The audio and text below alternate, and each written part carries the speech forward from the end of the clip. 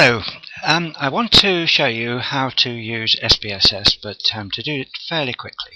So I'll use some data that I collected a few years ago. I wanted to find out how much British students drink. As you probably know, they drink too much. So I gave 3 classes a little questionnaire, asked them how many units of alcohol, about half a pint of beer that is, how many units of alcohol they drank on Saturday night, Sunday night and Monday night, and I think the questionnaire was on Tuesday, so they should have been able to remember.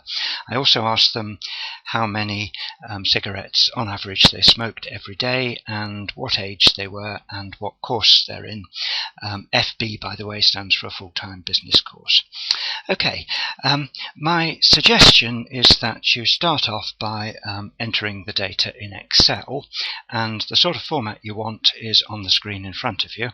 The first row, I seem to be missing, the first row should be the column headings: sex, age, course, sat units, sun units, etc. SPSS is actually a very old program, so it's worth making these column headings fairly short, and I don't think it likes spaces. Okay, so then each row is then data for one of the students, and I can't remember how many there are. I think there's just over 100. As it turned out, they all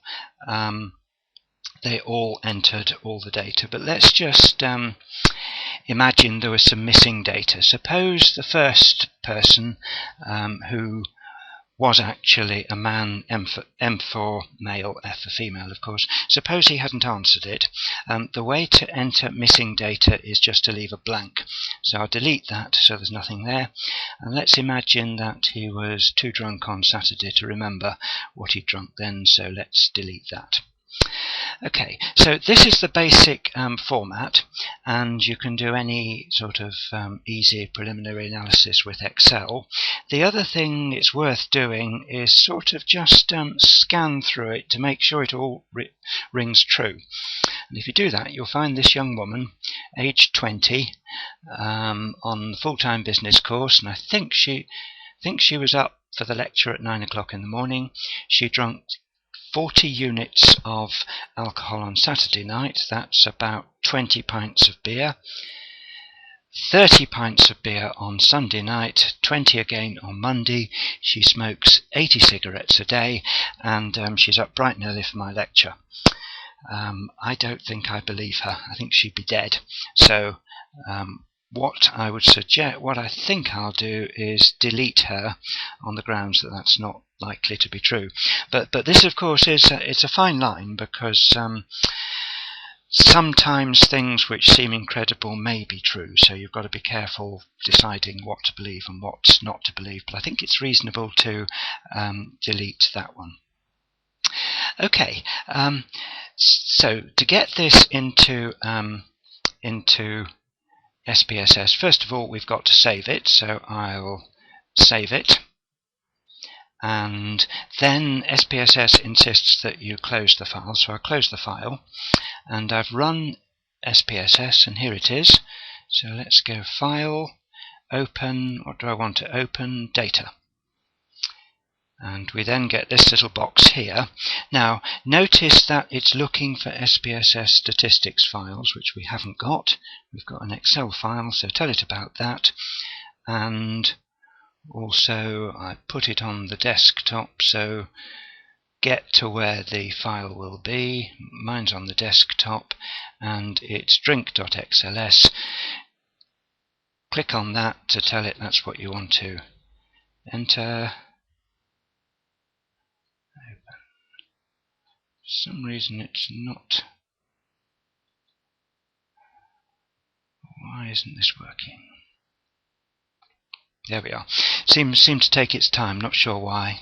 Probably got the computer doing too much. Okay, so it's the box is ticked saying read variable names from the first row of data, which is obviously the way we set it up, so leave that as it is. We've got the right worksheet, because there's only one of them, and let's click OK. And now with luck the data will be entered. Wearing away. Come on. There we are. And there is the data. There we are. And what we've got now is just the same data as before, but of course it's in SPSS. Okay, so what next? Well, it's pretty straightforward really. To do some analysis, you can use Analyze. Be quite nice to compare. Let's compare the means of the amount that males drink on Saturday night with the amounts that females drink on Saturday night. So let's try compare means. Now you may wonder what one sample t-test is, independent samples t-test is, etc., etc. One of the problems with SPSS is you'll never understand everything, so if you've got something that seems to make sense, go for it. So I think means is what we want. Okay, so it's now asking about the dependent list and the independent list. Now, the dependent list are the variables that I think might depend on the independents. And as I'm interested in the difference between males and females, the obvious thing is to zap the sex into the independent list. If I wanted to do the same for the course, I could put that in the independent list. I won't, because it'll just make life too complicated and I want to keep it simple. Okay, so we're interested in what they drink on Saturday night, but I think it's worth highlighting. So I held shift down and then scroll down. So I've highlighted all four variables. One of the things that SPSS is good at is mass producing results. So if you've got, say, 20 or 30 or 40 variables, analyze them all on one list and it makes life a lot easier. So let's shove those in there. Next, options. And first of all, we could get some other cell statistics. The median is quite useful, so let's bung that one in. And there are lots of other things here. You might, if you don't know what the geometric mean is, don't worry about it. Most of the things that SPSS offers you, you won't understand, and the thing is just not to worry about it.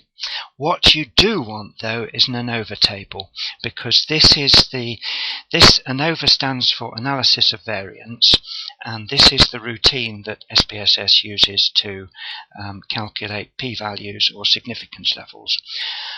Why don't they call them p-values or significance levels? Why doesn't SPSS give you some hint that that's where you get your p-values from? I wish I knew.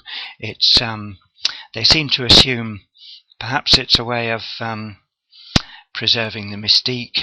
Perhaps they haven't thought of it, I don't know. Anyway, continue.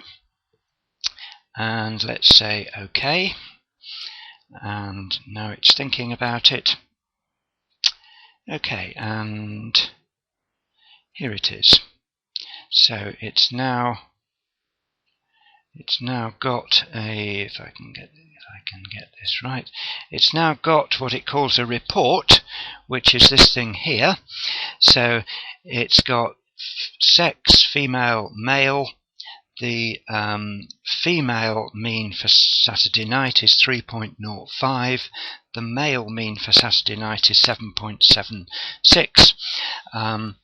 So the males do seem to drink more than the females. You've also got the standard deviation and median there if you're interested.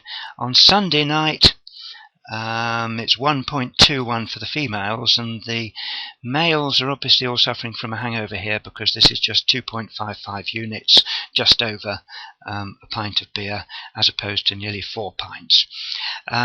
So in all cases the males do seem to drink more. Is it statistically significant? Let's go through to the end, and this is in the ANOVA table. And what we've got here is that the let's take sat units and sex. This is the difference between males and females on Saturday night. The significance level is 0.000, which is, roughly speaking, 0. What that means, of course, is that if there really was no difference between the amount males and females drink on Saturday night, if the so-called null or chance hypothesis was true, the probability of getting the results you've got, in other words, a difference of about 4 or 5 units of alcohol, is virtually zero. It's very, very unlikely. That is a very low significance level, so it's highly significant. You can be almost completely sure that this isn't a chance effect. Males really do drink more than females, and if you took another sample, you'd likely get the same answer. On the other hand, for cigarettes, that's not really true. Let's just look back at the report here. For cigarettes, males do smoke more than females. This is the cigarettes here. 2.5 for females, 5 and a bit for males. But the significance level here is flagged up as 0.01, 10%. And what this is saying is that if there really is no difference, the probability of getting that big a discrepancy is 10%, which of course could happen. So that is saying that it may be a matter of chance. It's suggestive, but that is the sort of thing that could happen by chance. So at the standard 5% level, that is not significant, whereas the other 3 are. Okay, so that's comparing means. I think it's just worth pointing out 2 other things you can do with this program. First of all, descriptive statistics frequencies. You might, for instance, be interested in, well, let's put all the variables in. What statistics do we want? Mean, median, I don't know, mode, standard deviation. Let's have the kurtosis, whatever that means. Continue. What charts do we want? Let's go for histograms. Continue. OK. And what it will do this time is it will produce us some histograms.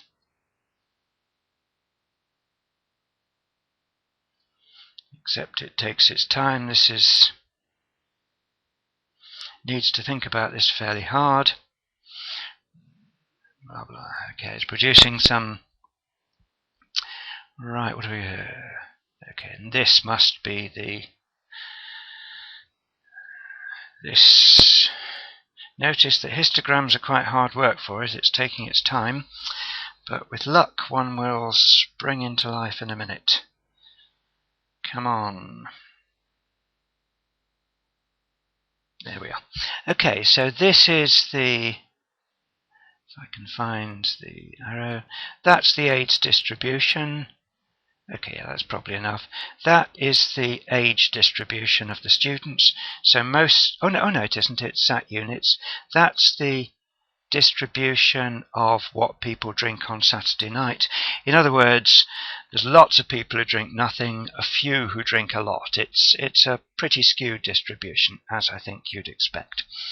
The last thing I'll show you is if you want to produce a correlation matrix, correlate bivariate. Let's put them all in, and let's go for the Kendalls as well. Won't bother with the options this time.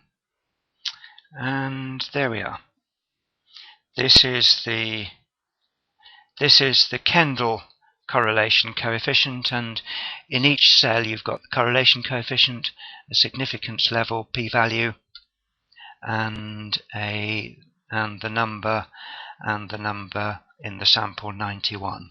And notice that's 91 rather than 92 because there was a lot of missing data for the first one. Okay, I hope that made some sense. I'll log off now.